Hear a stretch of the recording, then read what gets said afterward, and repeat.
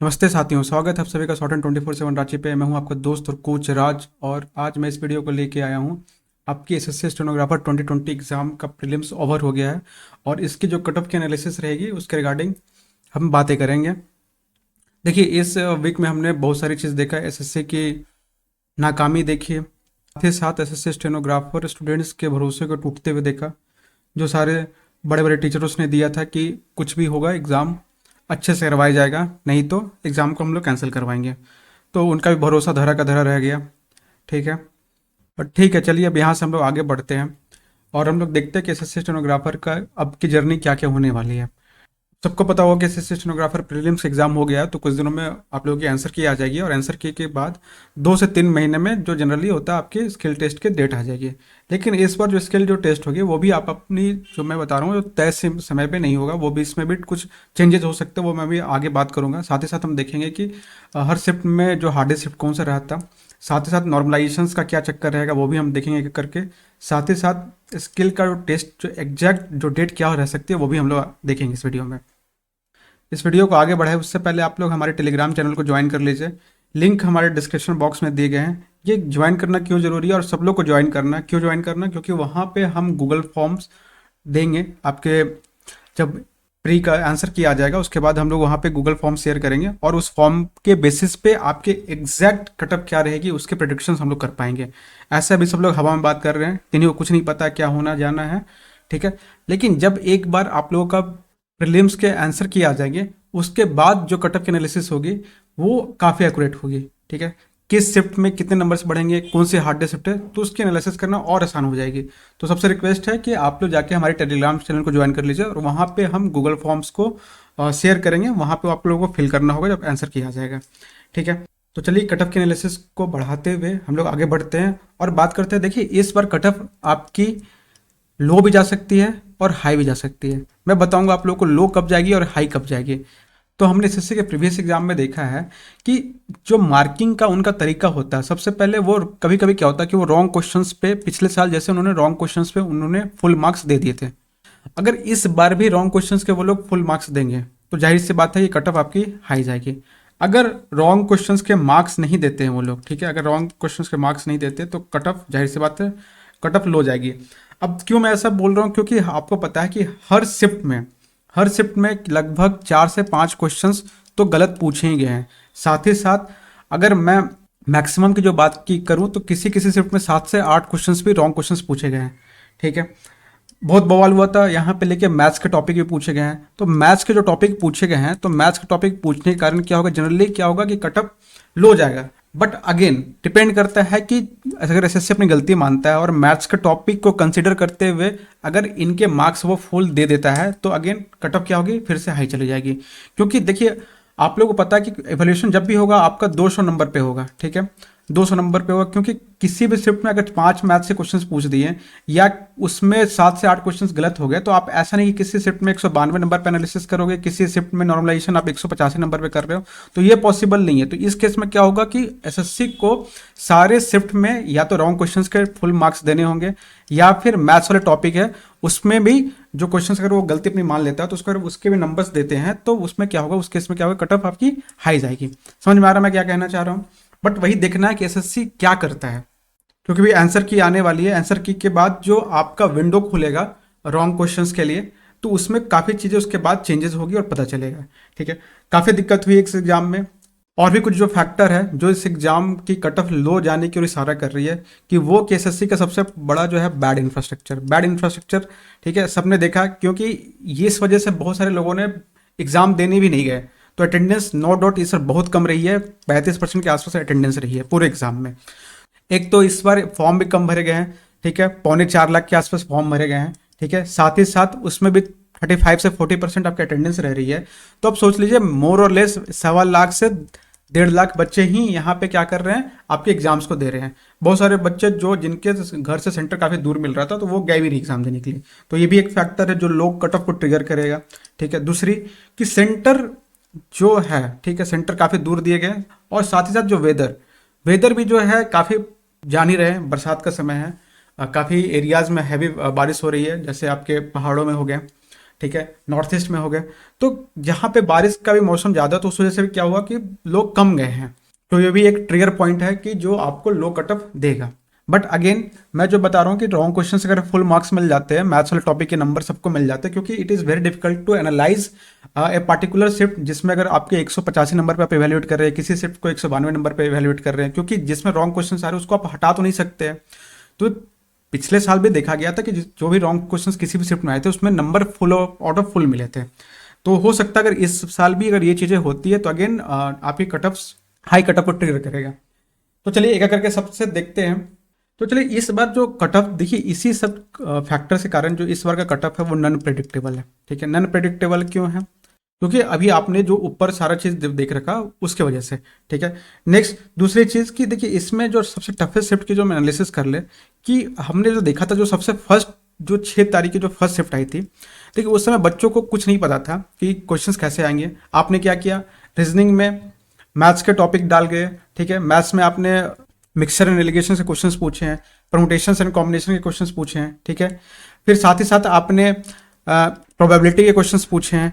ठीक है, साथ ही साथ आपने जो क्वेश्चंस पूछे हैं यहाँ पे कोऑर्डिनेट ज्योमेट्री से क्वेश्चंस पूछे गए हैं, जिसमें आपका हेक्सागोन का डायमीटर निकालना है। तो इस तरीके से क्वेश्चंस पूछे गए हैं। तो अगेन आपको भी पता है कि इस क्वेश्चंस के जो अटेम्प्ट करने वाले जो बच्चों की संख्या होगी वो बहुत कम होगी। ठीक है, बस जो सीजीएल वाले बच्चे जो जिन्होंने अटेम्प्ट किया होगा, ये उन्होंने ही अटेम्प्ट कर पाया होगा।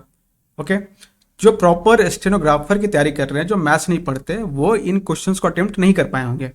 तो जिनकी 6th की फर्स्ट शिफ्ट में जो पेपर आया है, तो आप मुझे बताइए कि ऐसे क्वेश्चन जो पूछे गए हैं, रीजनिंग में भी ऐसे टॉपिक से क्वेश्चंस उठाए गए हैं, जैसे आपके मशीन इनपुट से क्वेश्चंस पूछे गए हैं। तो मशीन इनपुट से क्वेश्चंस, क्योंकि एसएससी बहुत पहले से क्वेश्चंस नहीं पूछ रहा, तो वो टॉपिक बहुत बच्चे पढ़ के नहीं गए हैं। साथ ही साथ जीएस में जो आपके क्वेश्चंस पूछे गए हैं, वो आपके स्टेटमेंट बेस्ड क्वेश्चंस इस बार ज़्यादा पूछे गए हैं। तो स्टेटमेंट बेस्ड क्वेश्चन सबने अच्छे से प्रिपेयर नहीं किया था, और जो वन लाइनर से जो शिफ्ट हुआ है एसएससी को जीएस में पूछने की, जो स्टेटमेंट बेस्ड जो क्वेश्चन पूछ रहे हैं, प्योर थ्योरेटिकल क्वेश्चन जो पूछ रही है, तो अगेन आप लोग सब लोग इसके लिए प्रिपेयर नहीं थे। तो अगेन ये भी एक ट्रिगर पॉइंट है कि कट ऑफ कम जाएगी। तो इस वजह से जो फर्स्ट शिफ्ट थी 6 की, नो डाउट ये अभी थोड़ी सी मुझे लग रहा है कि टफ साइड में है। ठीक है, 6 की फर्स्ट और 6 की सेकेंड। ठीक है, अगेन उसके बाद से क्या था कि बहुत सारे बच्चों ने एनालिसिस निकली। ठीक है, 2 तारीख को, 7 अगस्त को और 8 को।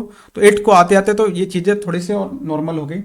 8 में तो उन्होंने मैथ्स के क्वेश्चन भी कम पूछे हैं। तो अगेन 8th वाली को मैं अभी थोड़ा सा इजिएस्ट में कैटेगरी में मैं रखूँगा। ठीक है, 7th आपका थोड़ा मॉडरेट रह सकता है, और जो टफेस्ट मैं भी रखूंगा 6th की जो फर्स्ट और सेकेंड शिफ्ट, ये थोड़ी सी टफेस्ट साइड में।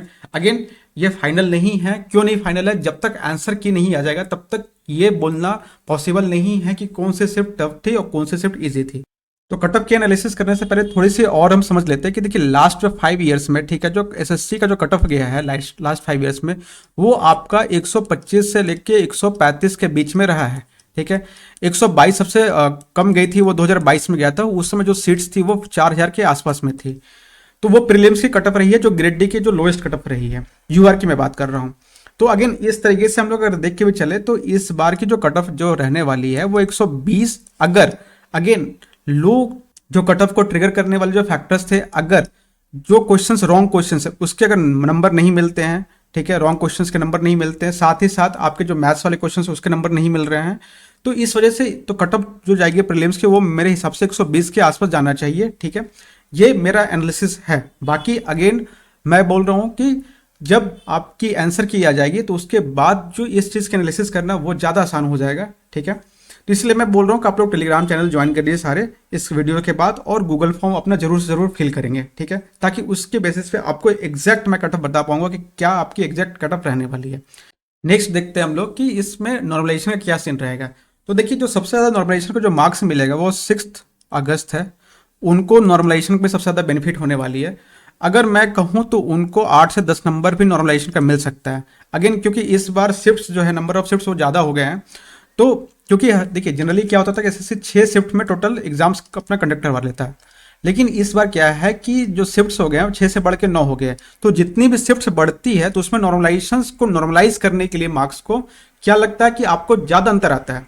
ठीक है, जैसे आप देखिएगा कि जो सीजीएल या सीएचएसएल में होता है तो उसमें क्या होता है कि नंबर ऑफ शिफ्ट्स वहाँ पर ज़्यादा होते हैं, एमटीएस में ज़्यादा होते हैं, तो उसमें क्या होता है कि नॉर्मलाइजेशन में बहुत शिफ्ट्स में अंतर आ जाता है, वेरिएशन आ जाती है, तो उस वजह से जो नॉर्मलाइजेशन के नंबर भी होते हैं वो कम ज़्यादा मिलते हैं। तो मेरे हिसाब से जो 6 अगस्त को है वो नॉर्मलाइजेशन का नंबर 8 से 10 नंबर मिल सकता है, ठीक है। 7th वाले अगस्त की मैं बात करूं तो इनको जो नॉर्मलाइजेशन में जो 5 से 6 नंबर एवरेज मिल सकता है, ये थोड़ा ज़्यादा भी हो सकता है ये, ठीक है। अगेन नॉट वेरी श्योर, ये तब और अच्छे से क्लियर हो जाएगा जब आपका आंसर किया जाएगा, ठीक है। 8 अगस्त को ये यहाँ पे इनको नॉर्मलाइजेशन में सबसे कम नंबर मिलेगा क्योंकि इनकी शिफ्ट इजीएस्ट है, यहाँ पे 1 से 2 या मैक्सिमम 3 नंबर आपका नॉर्मलाइजेशन में मिलेगा। तो ये आपका नॉर्मलाइजेशन का कहानी है पूरी। अब हम लोग स्किल टेस्ट के डेट के रिगार्डिंग में बात करते हैं। देखिए स्किल टेस्ट के डेट के रिगार्डिंग में बात करने से पहले मैं आपको एसएससी का कैलेंडर दिखाना चाह रहा हूँ। देखिए एसएससी का जो कैलेंडर जो था वो आपको यहाँ पे दिख रहा होगा कि 6 से 11 अगस्त को जो स्टेनो का एग्जाम होने वाला था वो हो गया, ठीक है। उससे पहले सिलेक्शन पोस्ट का एग्जाम होना था, वो भी अपने तय समय से हो गया। इसके बाद जो आपका जो है 12 अगस्त को आपका कॉम्बाइंड ट्रांसलेटर का एग्जाम होना है। उसके बाद आपका सीजीएल, देखिए ये सीजीएल होने वाला था 13 से 30 अगस्त के लिए, लेकिन आपको ही पता है कि सीजीएल का एग्जाम पोस्टपोन हो गया है, लगभग मंथ मान ले तो गलत नहीं होगा। तो 1 मंथ के लिए लगभग जो सीजीएल का एग्जाम पोस्टपोन हो गया, तो ये आपके सारे एग्जाम को थोड़ा सा 1 मंथ के लिए डिले करेगा। ओके नेक्स्ट, अब देखिए यहाँ के बाद ना आपका खाली यहाँ पे स्लॉट खाली नहीं है। देखिए बैक टू बैक सारे बैक टू बैक एग्जाम चल रहे हैं। तो मोस्ट प्रोबेबली जो मुझे जो लग रहा है कि जो इसकी जो एग्जाम जो होने वाली है, ठीक है, वो आपका होगा लगभग आपका नवंबर से दिसंबर के बीच में, ठीक है। नवंबर से दिसंबर के बीच में इसका एग्जाम होने वाला है। अब ये मैं क्यों कह पा रहा हूँ, क्योंकि देखिए सब चीजें डिले होते जो चलेंगी तो वो नवंबर में भी लास्ट ऑफ नवंबर, ठीक है, इस डेट्स को आप तैयारी मान के चलिए, ठीक है। तो बहुत सारे लोग जिनका तैयारी अभी स्टार्ट भी नहीं किया तो उनको इस बार मुझे लग रहा है कि मौका मिल जाएगा। अगस्त, सितंबर, अक्टूबर, नवंबर, अगर आप अच्छे से 4 महीने तैयारी करते हैं तो लास्ट ऑफ नवंबर या दिसंबर, फर्स्ट वीक ऑफ दिसंबर में आपका स्किल हो जाएगा, ठीक है। तो इस डेट को आप मान के तैयारी कीजिए, ठीक है। अगर लेकिन एसएससी का अगेन कोई भरोसा नहीं है कि वो किसी भी बीच में 2 दिन का आपका स्किल होना, वो कभी भी स्किल को बीच में घुसेड़ सकती है। तो अगर सब कुछ सही रहा, एज पर कैलेंडर चल रहा है, तो अगेन मुझे जहां तक लग रही है कि जो स्किल का जो एग्जाम होगा वो लास्ट ऑफ नवंबर या फर्स्ट वीक ऑफ दिसंबर के अराउंड में हो सकता है। चीजें देखिए मुझे लेट होने के ज्यादा चांसेस लग रहा है क्योंकि इनके पास इंफ्रास्ट्रक्चर भी बिल्कुल नहीं है कि इसके लिए लोग पहले करवाए, और मैं नहीं चाहता हूं कि ये स्किल करवाए क्योंकि ये बंटा धार करके रख देंगे। आधा तो इन्होंने प्रीलिम्स में बर्बाद कर दिया बच्चों का लाइफ, और आधा ये पूरा का जो बचा है वो स्किल में खराब कर देंगे अगर यही इंफ्रास्ट्रक्चर के साथ इन्होंने एग्जाम लिया तो मैं बिल्कुल नहीं चाहता हूं कि ये इनकी जो एग्जाम है वो नवंबर दिसंबर से पहले हो। तो ये थी पूरी आपकी स्किल की कहानी कि स्किल का एग्जाम कब होगा। नेक्स्ट है, अब मैं हमारे जो चैनल्स पे हैं वो आपके डिक्टेशंस चल रहे हैं, मोस्ट एक्सपेक्टेड डिक्टेशन की सीरीज चल रही है, तो उसको देखिए। उसमें प्रॉपर एग्जाम वाले जो इन्वायरमेंट में जैसे एग्जाम होता है कि कैसे एसएससी जो एग्जाम करवाती है स्किल में, तो वो रिलेटेड एकदम पूरे एकदम एग्जैक्ट आपके जो डिक्टेशन वो मिलेंगे, स्किल ओरिएंटेड डिक्टेशन जो जैसे एग्जाम में पूछे जाते हैं। तो उसके लिए आप चैनल को सब्सक्राइब कर लें, ठीक है। और सारे जो भी लिंक्स है आपके टेलीग्राम चैनल में शेयर की जाएंगे, तो आप टेलीग्राम चैनल को जरूर से ज्वाइन कर लीजिए। ये तो एक तो दूसरी फायदा है कि आपको स्किल का मैटर वहां पे मिल जाएगा टेलीग्राम चैनल पे, साथ ही साथ आपको वहां पे टेलीग्राम चैनल पे आपको मैं गूगल फॉर्म जो शेयर करूंगा वहां से आपको ज्वाइन करके सारे फिल करना, ताकि आपको मैं एग्जैक्ट कट ऑफ की प्रेडिक्शन में बता पाऊँ आपको, ठीक है। चलिए तो इस वीडियो को यहीं पे खत्म करते हैं।